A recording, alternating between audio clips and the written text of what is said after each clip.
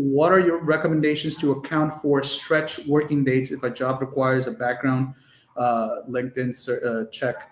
Don't worry about it. Like, it doesn't come up. They don't go that deep. I'm honestly, to be quite frank, when I don't need to do this anymore, I'll probably just run like an expose, like a journalism expose of background check companies. I'm pretty sure they're ripping employers off. I'm pretty sure they don't do anything. It's like I tell you, like I have 11 jobs, and my clients get 2 jobs, 3 jobs, 5 jobs, and nobody ever gets caught. Like, it never comes up ever. Nobody ever gets caught in the background check process.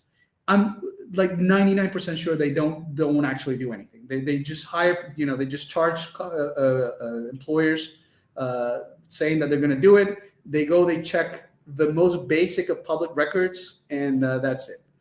But yeah, I mean, that's really a non-answer. That's a bit of a cop-out. Let's say that it does show up. What happens? They're either going to rescind the offer, in which case, whatever, it was just a job you were not meant to get. There are plenty of more fish out on the sea. This was just a job you couldn't get, right?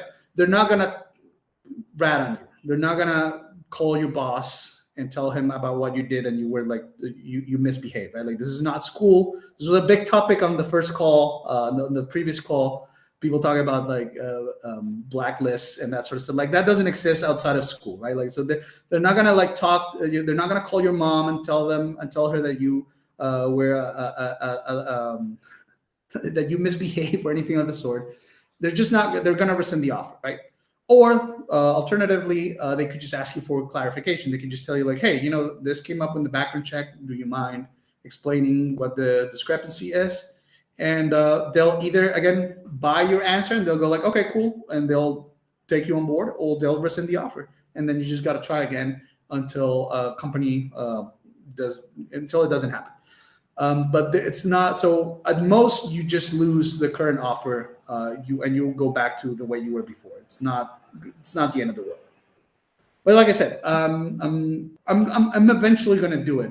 Once I don't need this anymore, like once I'm retired, I'm in what we call payoff space. I don't need to work anymore. I don't need to do this anymore. I'll probably just do like a thing exposing background check companies that they're ripping employers off.